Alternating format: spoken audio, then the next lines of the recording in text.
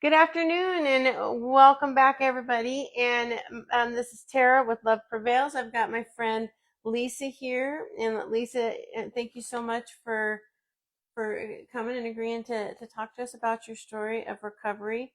And what I'm doing here, Lisa, is I am, letting people know that recovery is possible, and recovery can be fun. It doesn't have to be a serious, boring, um, horrible existence. It's Yeah, actually a really good and enjoyable existence. it is. And, at Love Prevails, we are working with families to get their loved ones into treatment. And so that I am using these videos as a way to introduce my company and to let people that are, maybe they don't know that they have a problem, know that it's okay to admit you have a problem, and It's maybe they okay. know they have a problem, letting them know that there are people out there just like them Hmm. and there's help for them. Yeah.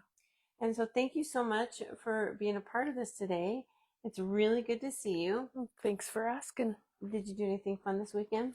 Oh, well, I did yard work and then I recovered from doing yard work. I hurt my back, and so it was kind of a weekend like that.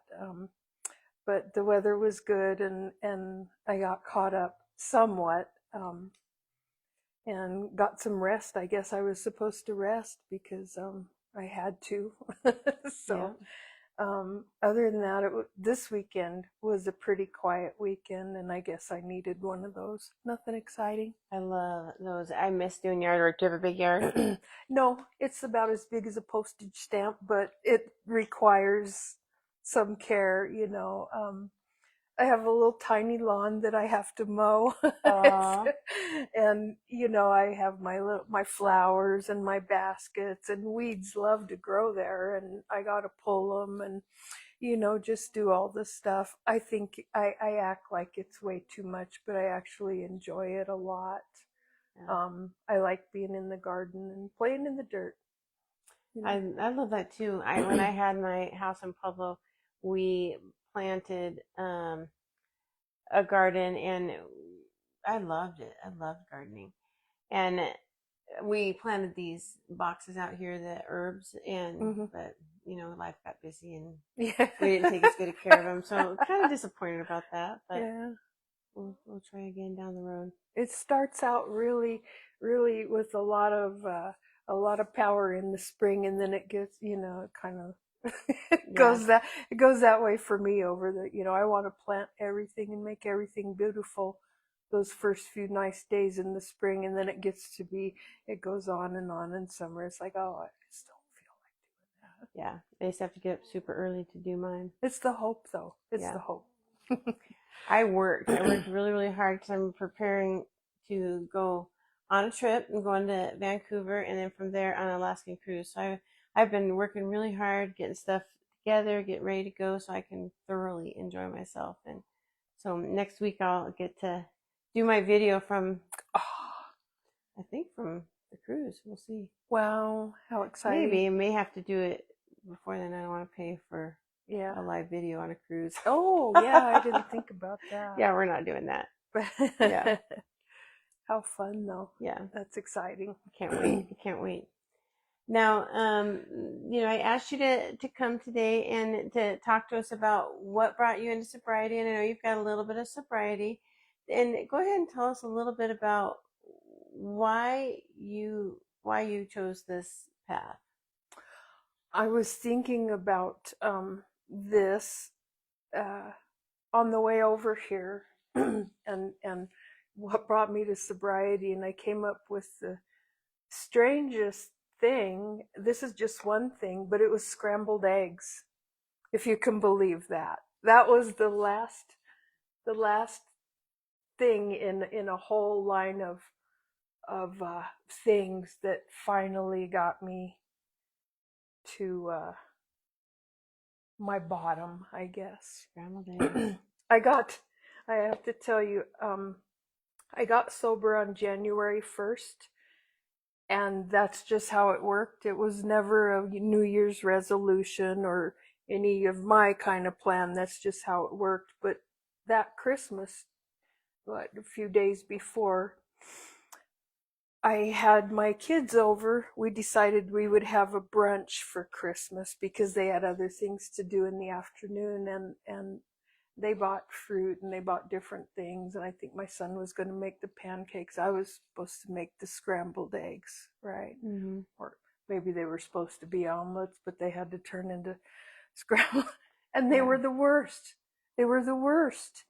I don't know what ingredient I forgot. Maybe I forgot to add water. Maybe I didn't whip the, at any rate, I was drinking in the kitchen, and I was also going upstairs to drink a little extra and thinking that they didn't know, but it was just awful. I was so embarrassed, I think, that I could mess up scrambled eggs. And neither, my kids, they're so good. Neither one of them said anything. I just knew that they looked brown. I knew they didn't look right. Yeah. Nobody said anything, and we ate and we had the brunch, but I don't know why, but 8.5 years later, that has always stuck with me, those doggone scrambled eggs. Um, it's so strange. That was just one of the things. Um, just another of those things that had me feeling so subhuman and inadequate, and just the way that things were going at that time. And I was getting to the end of my path, the end of my rope, and I only knew one thing to do to try to stop feeling that way, and that was to drink, and that wasn't working anymore. And that was the only tool I had, I think, for these things that happen in life. And I couldn't stand the way that I felt anymore, but I couldn't seem to drown it out or escape it with that alcohol anymore. And it had to go one of two ways from there. I didn't really want to be here anymore. I thought everybody else would be much better off if I wasn't. But I kept waking up every morning, and I was so disappointed that I didn't just stay asleep, forever. And like I said, it had to be one of two paths. It either had to be up or down. And for me, I found the way out. And I think that I don't know how many more days I could have went on like that. Right.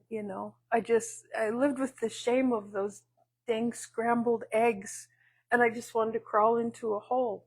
And I knew that I wasn't being everything that I should be. Isn't that funny? It's scrambled eggs.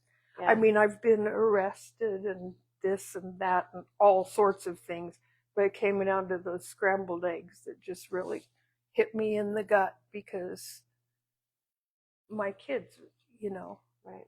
I'm wanting to make Christmas brunch for my kids, and it was a big fail. Yeah. It was something more closer to your heart. That's why. I guess. Mm-hmm. Huh. Are you pretty? So now, when you make scrambled eggs, is it extra special? It's a lot better than that. I'm no Yeah. gourmet chef, but it's a lot better than that. And they look pretty. They look pretty and fluffy, and yeah. So I'm better at that too. Yeah. Now, I know that you're really, at least have a history with rodeo and things like that. Can you tell us a little bit about that part of your life? Yeah. I that's kind of who I was growing up. And I come from a rodeo family, and we competed, and we did a rodeo. For us was like a family reunion, because I had all these cousins around me that also competed in rodeo events. And but then also there's that lifestyle. I think that it's a stereotype, maybe, And I have several cousins and people, in my family that have also fallen prey to addiction and alcoholism. Some of them got sober, some of them haven't. Some got sober and didn't stay sober, but it's definitely been a thing, and it's a thing in the rodeo community too. I think just that stereotype that we're gonna drink and we're gonna we're going to overcome this and all of that. So, Yeah. It's but a yeah, tougher mentality. yes, cowboy up or whatever. Yeah. Yeah. So, but yeah, that's, that's been, I think that was maybe sort of where I, lived a double life, because I was actually a rodeo queen 2 years in a row. Oh, wow. And you have to present yourself and be, the good example and everything like that. So I'm doing that on one hand, but then on the sidelines and behind the scenes, I'm doing things that I shouldn't be doing, and Yeah. so that was a part of a double life that happens when you're doing things that you're not proud of, I guess. But you want to present the good front so that nobody else will worry, Yeah.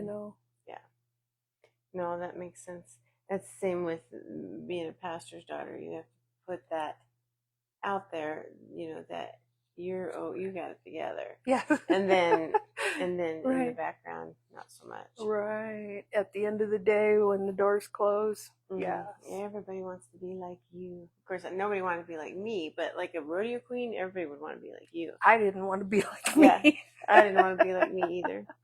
Yeah, but people do look up to you, and so you got to put that facade up there.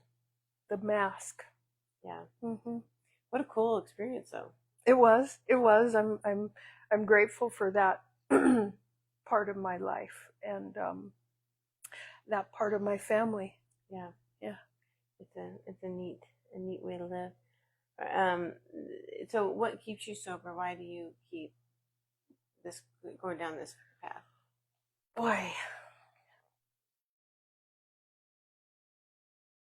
it's so good to be out of that dark, heavy place. One of my favorite things about being sober is laughing and being lighthearted. And that was not something that I could do there the last, few years of my drinking. There was laughter, but it was false. Just truly feeling free of that sticky, heavy, dark place that I thought there was no way out. I really felt like I was doomed, and that it was just always going to be like that. So I'm so happy, to have found that, and to be able to have some hope that whatever comes up is in the end going to turn out all right in spite of me. I can let things go and let the outcome be in God's hands, instead of me trying to control it and make sure that everything doesn't fall apart. And, I can put my best effort into it and then let it happen how it happens. Everything's not always good. But I always have that hope that whatever the things are that come up that are challenging, that I can walk through it with a little bit of grace and hope now, instead of everything being such a disaster and an emergency, that is one of my favorite parts about being sober. Being able to help other people when they're willing, making good scrambled eggs. Yeah. I love doing things with my kids, and they don't have to worry, that I'm not going to be 100%, honesty. Yeah. I love being able to be honest about this finally, because I could never be honest. I was too embarrassed about the amount I drank, the things I did, and I can own that now and use it for good, and that's a relief. That's part of that getting out from under that heaviness, that weight, is being able to be totally honest. You know, I don't have to find that mask and put it on anymore. It's really hard to pick just a couple of things about why I stay sober. It's what I was always wanting to be, and wanting to feel this way, but I didn't know the way to get here. I thought that I needed to add something to it to make me happy or up or whatever, you know. So I was always searching. Just in the wrong place, you know. And so by, you know, my favorite 12-step fellowship, I could kind of find the person that I was supposed to be, always, you know. And uncover that maybe whatever I was always searching for. And I could never find it. But so being able to find that, and hold my head up and look people in the eye.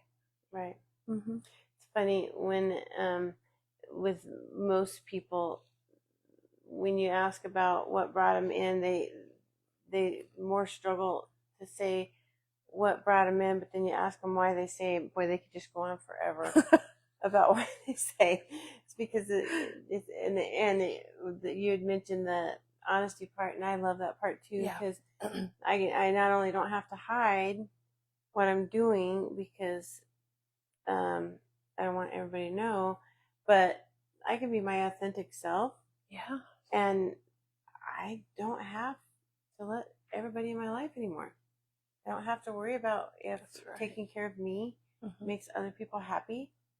I don't have to worry about any of that. I just have to worry that I'm doing what's the right thing for me, and I'm treating people with kindness and making good, reasonable choices. And I like that, is because before I just felt like I had to make everybody else happy. And I don't have to do that. And it's okay if you don't want to be in my life. There you go. I never could do that. That's a big thing, I think, especially for women, is making sure everybody else is happy. You know? Well, I think it's easy to do when you have kids, for sure.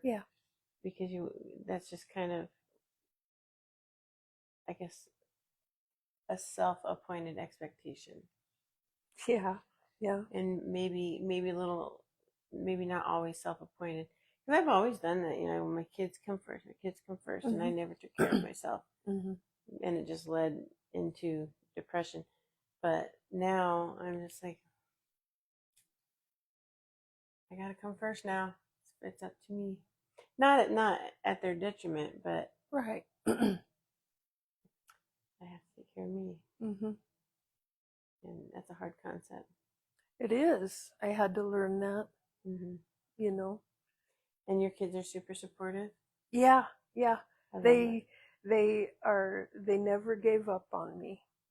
You know.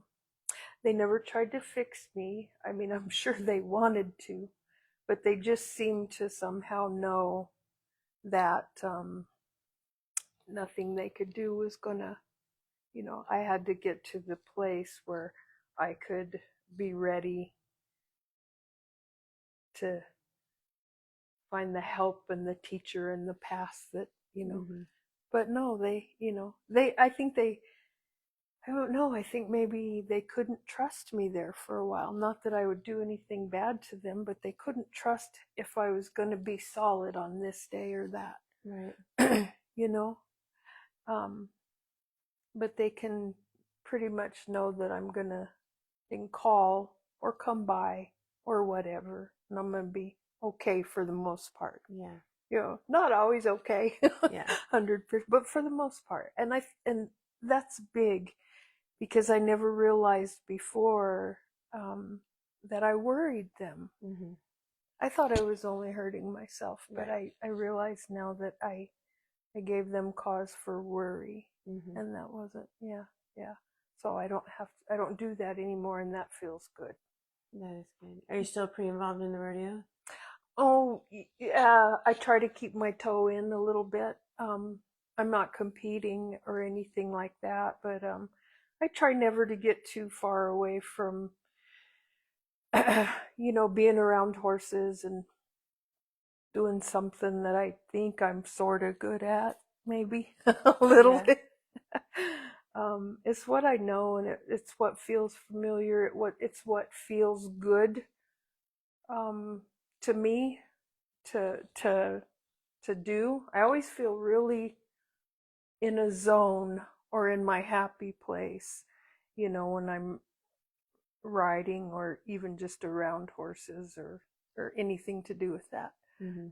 There's just something that just makes other things quiet for me. Mm-hmm. And that's something, yeah, I Yeah. like that. I like when everything else can get quiet. Yeah, I do too. It's like in the garden, sometimes it's like that. Mm-hmm. There's 100 million things going on up here, and in the garden, it just gets quiet. Yeah. And I could just be there. And I like being able to find those times. I like that too. Yeah. I've gotten to where I turn my radio off when I'm in the car by myself and just let it be quiet. Just stop the noise for a little while. Mm-hmm.